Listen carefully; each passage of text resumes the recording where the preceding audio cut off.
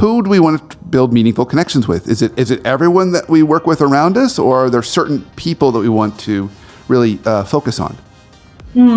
So that really depends on what is your immediate goal. So first of all, I think every human you work with and get in touch with deserves the decency and the respect to be treated kindly and to be treated in a way that is respectful and that is honest and decent, basically. Yeah. So we always want to make sure that everybody we work with feels like they belong to the team, that they are valued in their contribution, that they are seen as a person, and that you just share a good time with at work. And yes, I'm all for having a good time at work.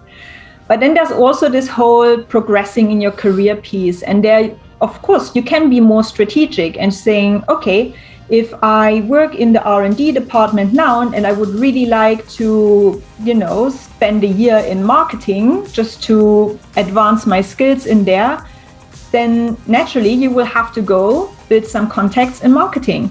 And this can be people on your own level who you can talk with to get an insight into what does that work actually look like, what is really needed, what can I learn there, but then also building connections to the decision makers there.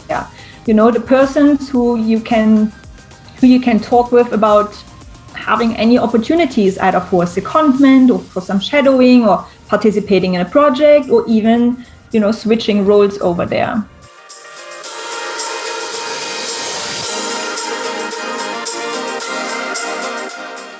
So my show today is going to be all about helping you advance your career, and more specifically, the 3 steps you need to do in advancing your career.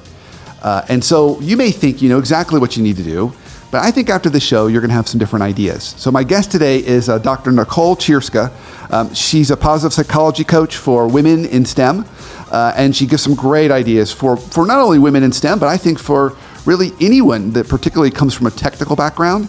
And really, how do you leverage some of your technical background or expertise and then really get yourself heard, seen, and opportunities opened? So she's got those 3 steps. Notice the 3 steps. I think she does a fantastic job of not only giving us practical ideas, but telling stories along the way. And then when we finish the show, I am going to share with you all of my many, many notes. So listen close and see how you can use the show today to help you move up in your career. The Workplace Therapist Show is sponsored by the Leadership Foundry. Bringing a cutting-edge, real-world approach to leadership development, the Leadership Foundry partners with each client organization to create a custom-tailored experience, virtual or in person, that combines innovative leadership content, world-class facilitators, and one-on-one coaching to ensure your leaders have everything they need to grow and thrive. To find out more and to design your one-of-a-kind program, visit myleadershipfoundry.com. Nicole, really excited to have you on the show today. Excited to kind of talk about how we can advance in our careers with our current companies and some of those tricks and tips and steps that we can take. So before we jump into that, for our listeners, tell us a little about yourself. What is it that you do on a day-to-day basis and kind of what got you there? Yeah, so I am a scientist by training, but my recent efforts really concentrate as working as a coach, kind of career coach is probably the most well-known term around it, with women in the STEM fields. And I help them advance their careers within their company. And we do that in different ways, but that's my jam, Yeah. Really working with the individual on their professional development and helping them really love their work. So I'm curious, what got you so focused on women in STEM? What were some of the issues or challenges that you saw those female leaders encounter that you wanted to help them work through? Yeah, because basically they're me. Okay. Or I am them, because like I said, I'm a scientist too. And the first years of my career, I worked in consumer goods innovation and product research, all those things. I was really the expert in my area, and I faced the same issues that many of my clients now tell me. So it's like, why is nobody taking me seriously? Or why keep people telling me that I come across too junior? Or how should I say things that finally people listen to me and we start trying out some of my ideas that I bring. And, how can I go out and get more visibility or even just make connections in the company that doesn't feel sleazy, because I'm very introverted, and just walking up to a stranger and saying hello is like a horrible imagination for me. But, so finding ways to connect with others and to build a network without having to build a network, if you know what I mean. So all of those things, they were puzzling to me. And I found out how to do this in my own career, and then add on to this the coaching training, the whole positive psychology training that I have. It just gives me a really nice toolkit to help my clients to build that expert reputation so that they get the recognition they deserve and have new opportunities pop up like mushrooms. Oh, I love that. I love that image. And what I love about what you said was it has nothing to do with competency. There's already high competency and skill. It's how do we really allow those ideas to get heard and to have that expertise get recognized. Okay, so you hinted that there was 3 steps. So maybe we'll just start with the first one. What's the first step when you're working with your clients and you're trying to help them kind of, build that? Where do you start with them? Yeah, so that is really expert credibility. And you might think that the first step is to, go out and share with others what you do. While you need a way of expressing what you do in a way that is meaningful to others, you first have to believe what you say yourself. Yeah, because if I speak and then everything that I say has an upward inflection at the end, I never sound so sure of myself. You know what I mean? So we always think like we're doubting ourselves or second guessing ourselves. And I can see where this is coming from, because as scientists, we are trained to treat everything as a hypothesis and to only speak in absolute terms when we have sufficient data to support it. And getting away from this mindset, because when you go into business, you have to make decisions and come up with new ideas and proposals much, much quicker than you could ever amount the data to substantiate what you just said. So along the times, or many of the times, you're really just making informed guesses, so to speak. And this is super uncomfortable for me as a scientist and for many others too. And so we need to learn how to get into the habit to speak with conviction and still have an option for us later on to change our mind when new facts come to light that require that. Yeah, I love that. So help me think through, how do we do that practically? Because there's been times when I've questioned myself and doubted myself, and I know working with my clients, they may have that questioning of themselves. How do we change that? What's some of the self-talk we can either do or tools that we could use? Mm-hmm. So one thing that it starts with always is to getting to know yourself. So what are my strengths? What are my quirks that make me unique? What are my aspirations that I have, and what are my passions and interests? So really getting really clear and feeling rooted in knowing that about ourselves. So that is one element of it. The next element is adopting a growth mindset, non-stop, and always wanting to, because it's so easy to fall back into a fixed mindset, and to always put in an effort and be alert to always move a tiny bit more towards a growth mindset. And then exactly what you just said about the things that we should tell ourselves. So one epiphany for me was when I was watching Esther Perel giving a talk on one of the many YouTube videos she has. So she's a clinical psychologist, focusing on relationship building, and she has this way of speaking with conviction and just really knowing what she talks about, which probably for her audience sometimes feels a bit intimidating. And so she wanted to make sure that she can get into a conversation with the audience and they feel free to challenge her, come with their own examples and so on. And so she stood there and she told them, you know what, I can stand here and sound super confident in what I'm sharing with you. And maybe tomorrow I will change my mind when I have new evidence. And for me, this was just so mind-blowing, to be able to really speak with that much of a conviction and being fully prepared to changing up the story or, adjusting as you have new insights. And I always try to keep that close to my heart, to know that it's okay to not know the end all be all of everything right now. Yeah, I love that story because it frees us up from this feeling that we have to be perfect. It's really about good enough for the moment. Like what do we know to be true today, and confident in that. I love that. That's beautiful. Okay, excellent. Well, we talked about expert credibility as kind of our first step and how we can kind of remind ourselves of that. Something else that I've always wondered about, I often hear people talk about, imposter syndrome and those types of things. What's your view on that? I would love your perspective. I think it's a real thing to sometimes feel like an imposter or to feel that we just like zero confidence in some moments. However, what I don't like is when we are starting to diagnose people with that or, suggesting they should wear that label of feeling, oh, you have imposter syndrome. And now it becomes something that is like attached to me and that maybe either wears me down or it gives me an excuse to ever go outside my comfort zone again because, sorry, I have imposter syndrome. I can't do that right now. I love the way you did it. It's almost like I'm contagious. I've got imposter syndrome. I'm just going to have to stay inside.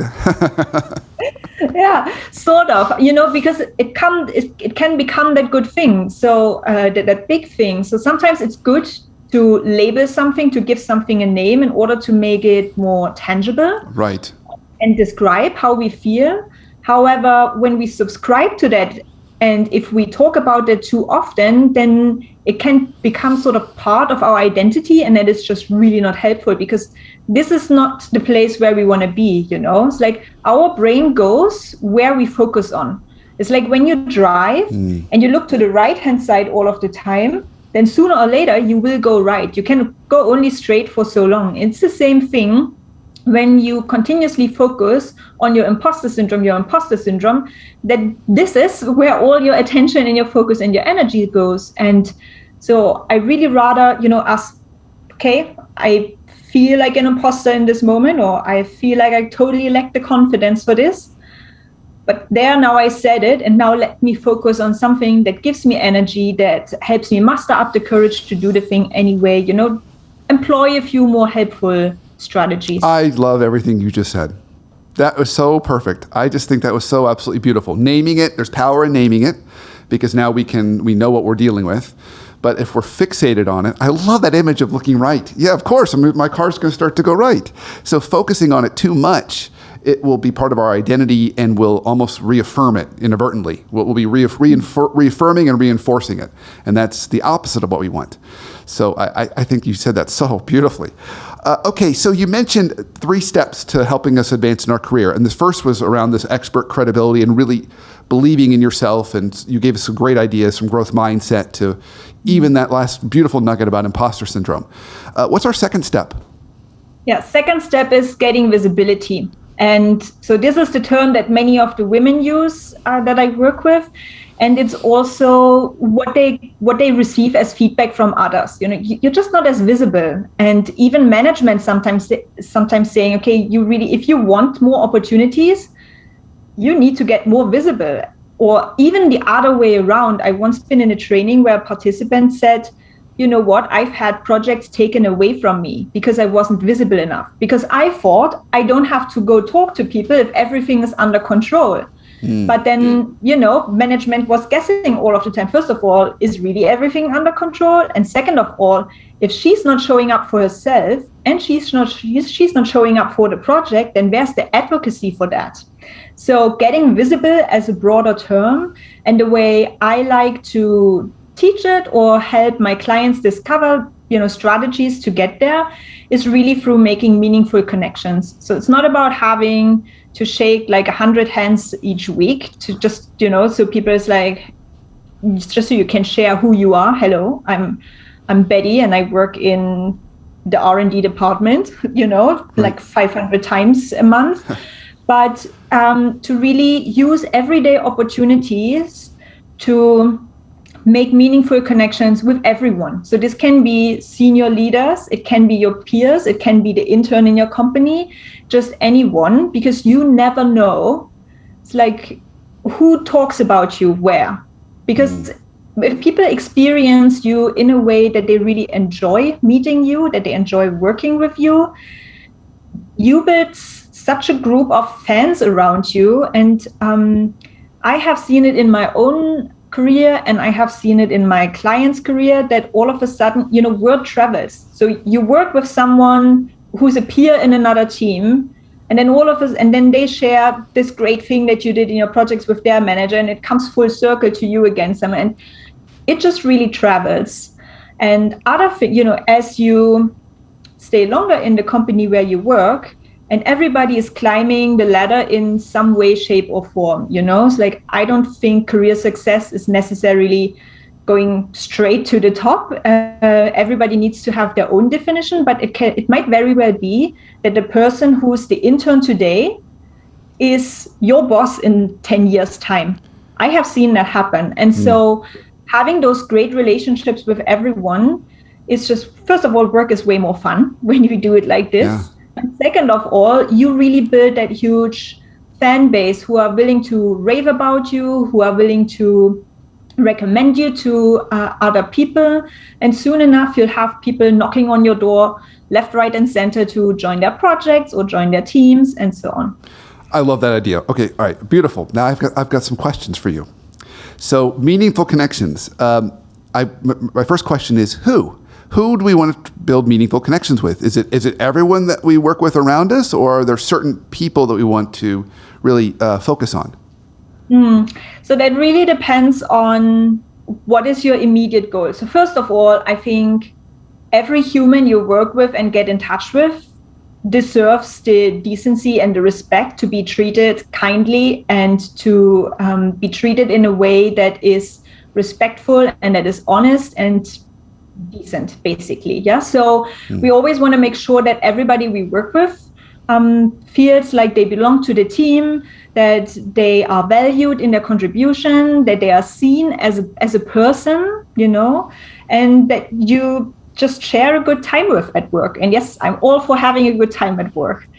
But then there's also this whole progressing in your career piece. And there, of course, you can be more strategic and saying, okay, if I work in the R&D department now and I would really like to, spend a year in marketing just to advance my skills in there, then naturally you will have to go build some contacts in marketing.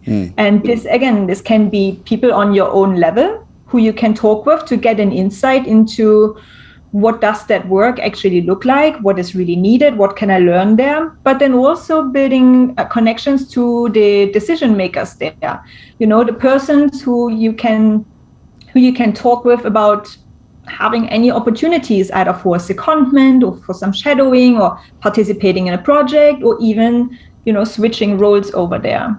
I love that. So here's the image that came to mind when you were talking. It's like that immediate circle of people that you just interact with every day, that you may see in the hallway or that you may see, as you're doing your work. And then if you're more strategic, you might think of, well, what's that other circle that I also want to be interacting with? Maybe there's another circle, another department or another level that I want to be in, but I'm not there. So how do I kind of find people there? I love that. Okay, so my second question around this that I'm sure many people are thinking to themselves, how do I do this? How do you build a meaningful connection? And what's the practical things I could be doing in those conversations that will make it positive and meaningful? So first of all, I like being honest. So and very upfront about what it is that I'm doing. So if we're just meeting to work, then let's just talk about work. And if we're having lunch together, then just let's have lunch together. And if I want to talk to you about a potential upcoming opportunity, then I should say that right up front, just give people the benefit of being upfront with them about what are we talking about here? What is this for? The next element is to really be engaging in a way that they feel seen and respected. So it's not, those people, they are not a means to an end. but they are a whole person with a life, with their own interests and with their own worries. So really taking a genuine interest in them. And this doesn't mean you have to become the therapist for someone. It doesn't mean you have to, know their whole life story, but just listening attentively and remembering the small details. Like, okay, it's like, I remember that one senior manager where his son, the last time we talked, he was just about going into the final exams for his school year, and he found it really difficult because of, he hasn't been to school much this past year, like many of the kids. Right. And so the next time I meet him, I will probably ask him, so how did your son do with his exams? Or I remember somebody bought a house or wanted to buy a house, or I don't know. It's like the least thing you can do is just chat about the weather and taking an interest, and or what are you planning for the weekend, things like this. Yeah. So just that they really feel seen as a whole human and validated as such. And then everything that is helpful. So Adam Grant talks about this as being a giver. And again, it doesn't mean you have to take on everybody's project and everybody's work, but think about what are small ways in which I can be helpful for that person. Either I can help them brainstorm something, I can send them an interesting article that I read, I can make an introduction for someone within a company, I can find some information because I know where it is. Any of those small things that help them, get their job done better and more smoothly goes a long way. I love it. You gave a nice three-step process. Be very honest, direct, and transparent about why you want to meet with the person. I just want to get to know you, or I'm really interested in going to your department, or whatever happens to be. I love that kind of, everyone wants to be seen and respected and validated. So one of the ways we do that is just be getting curious, ask questions about them, learn about them, listen to them, and then be a giver. What are some ways that we can help them, whether it's send them an article or just anything that might be helpful to them. But if we're listening closely, then we can do the last one. Oh, this is great. Okay, so we've got expert credibility. We've got visibility. Is there anything else on visibility, or should we move to the third step?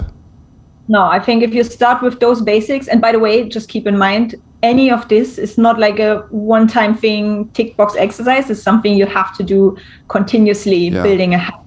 Mm-hmm. Yeah, agreed. So what would be the third step?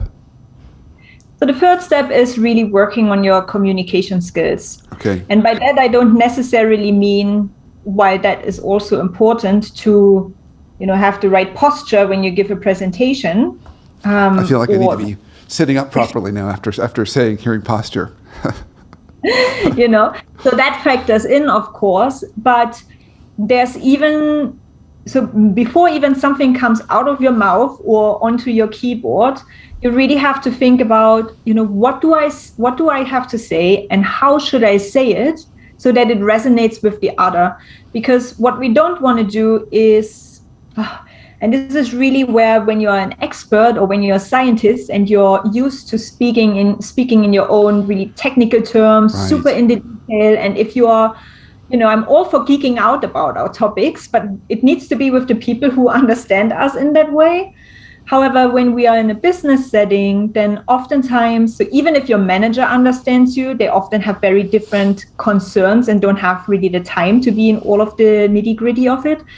But then also when you go to other departments, they don't often even share the same terms and the same language, if you will. And so we really need to learn to adapt how we deliver our message depending on who we're speaking to. Yeah. And I'm here again, it's not about making deceitful propaganda for anything, but whatever idea you have, you probably have that idea because you think it's aligned with the company strategy. It is something cool and new to try. It is something that makes the world better for your customers or for anyone else in the company. And so why shouldn't you use those tricks and tactics that we know about communication to tailor the way you say the things and how you say them in a way that it is met with interest, and also people feel inspired to take action. Because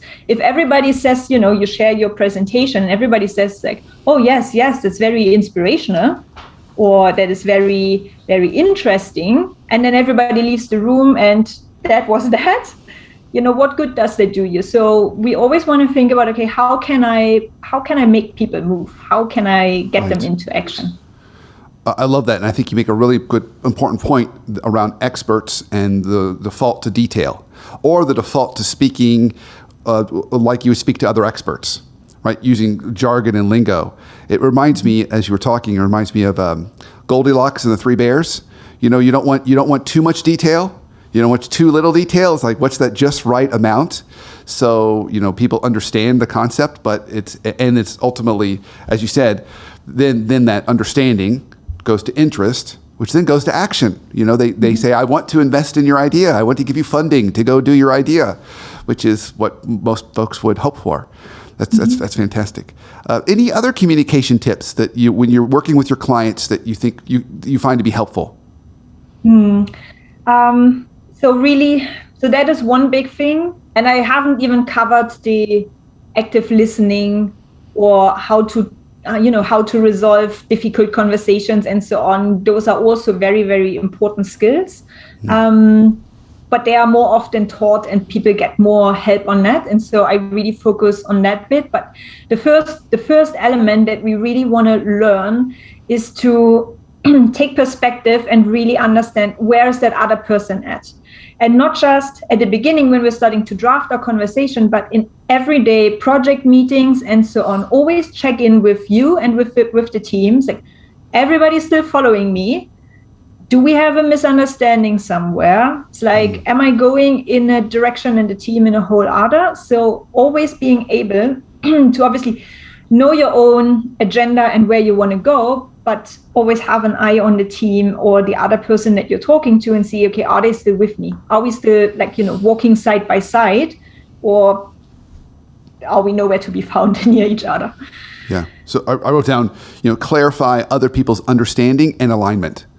And just like you said earlier, that's not a one-time checkbox. You have to regularly do that. Nicole, this has been absolutely fantastic. So I always ask all my guests this question: what is one life hack you have for us for how we can have either better conversations or healthier relationships at work? Yeah. On both of these answers, asking more and better questions. And that is, it is so true. Even if you share something and everybody in the room is nodding, it is worthwhile to ask them, okay, like, what did I just say? How did you hear that? What do you, from what I just shared, what do you take from that? Or when somebody comes to you with a statement and is super enraged about something, and why isn't this working? And why haven't they delivered the report on time and so on? Instead of, colluding with them on that and everybody going into this unhelpful state of blaming someone who isn't even in the room, maybe first checking and say, okay, what really happened? Is it true they haven't delivered the report on time? And if they haven't, so why might that be? Let's go check. So really always checking in something, asking questions just helps us to avoid so many misunderstandings, so much conflict, and also helps us to do much better work. I couldn't agree more. I'm so glad you said that. That's beautiful. So if people want to learn more about you or follow you, where can they go?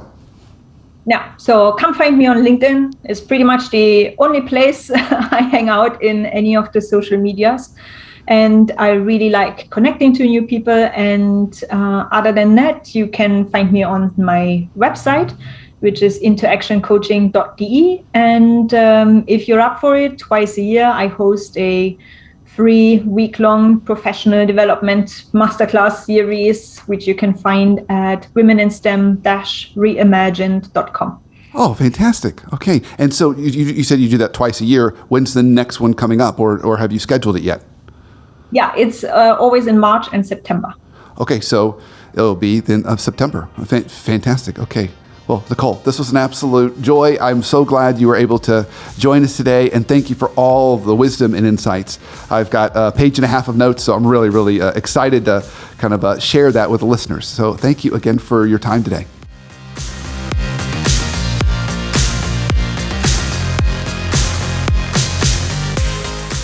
I thought Nicole was an absolute gift. I thought her ideas were fantastic and spot on. And like I said, whether we got technical background or not, I think it's all practical. But if we do come from a technical background, even more helpful. So just to go through her steps, she's got those 3 steps. The first one is expert credibility. And the way that she really positions that is, you have the credibility, but are you really truly believing in yourself? So she reminds us we've got to make sure that we're believing in ourselves. We're giving ourselves positive self-talk. We're talking with confidence. We're not saying things with kind of a high uptick in it with our voice as if we are questioning ourselves. And then I love the path we went down talking about imposter syndrome. I thought that was a great little analogy she gave, where she said it's great to name things like imposter syndrome, but if we're constantly thinking about it, it's like driving the car constantly looking to the right. We're eventually going to turn the steering wheel and go to the right. And so we want to be really, really careful that we're not fixating in it, because it could inadvertently become part of our identity, which is not what we want. So she reminds us to really focus on the things that we're good at and have a growth mindset. Then the second one that she talked about was how we can get more visibility. And she says we want to build those meaningful connections. And the way that she looks at it is, first, it's all the people that we work with every day. We want to make sure we're having positive interactions with them. But also, if there's a group or a role that we want to go into, how do we build relationships with those people? And then I asked Nicole, I said, all right, Nicole, how do we do this? And she said, well, you got to really do 3 things. First, be honest and direct in those interactions. Like, why are you want to have this conversation? Is it just to get to know the person or move into an opportunity? You want to make sure everyone that you are interacting with, they're feeling seen, they're feeling respected, and they're feeling validated. And we do that through asking questions. We get curious about them. And at the very end, she said, we want to be a giver. How can we help that person? What articles we can give, connections we can make for them, any other way we can help them. And then we kind of land our plane with our third step, which was communication. Communication, and particularly with folks with technical expertise, and I've seen it many, many times in my career, both with my clients, but also when I was teaching more actively in business schools, can really do a big data dump, can just go really, really heavy into the detail, or use jargon that only other experts in our field might know. So how do we adjust our language, adjust how we communicate for that audience so that it's understood, it's interested, people are interested, and then ultimately they take action, right? They invest in our ideas or they support what we're trying to do. So she really helped us with thinking about how we do that. And then finally, she did say, make sure also with all the folks you're working with, you're regularly checking in and making sure they're understanding what you're trying to do and there's alignment there. So I thought she did a wonderful job there. And then, of course, she finished with her one takeaway and life hack is how we can ask better questions. And you know me, I love curiosity. So the fact that she offered that up just made me really, really happy. Now, what you didn't see was after the show ended, Nicole said, what can I do to be a better guest for you? And what can I do to be helping you? She practiced everything that she preached. So a good reminder for us that, as she said, it's not just one checkbox. It's something that we do all the time with everyone around us. So hopefully you found a nugget in there that will be helpful for you as you continue to move up in your career, that will help position you for the career and, frankly, the life that you really want.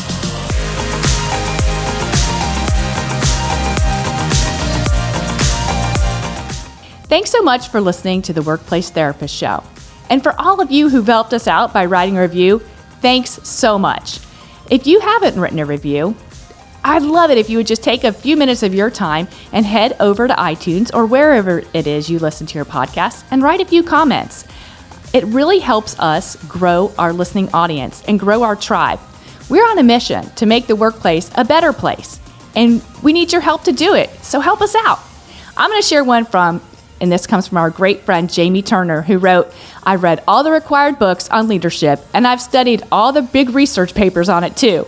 But when I want someone to distill all the academic mumbo-jumbo into actionable stuff, I listen to the Brandon Smith podcast. He provides science-based information in a warm, fun, and engaging way. It's my go-to podcast for great career, leadership, and work advice.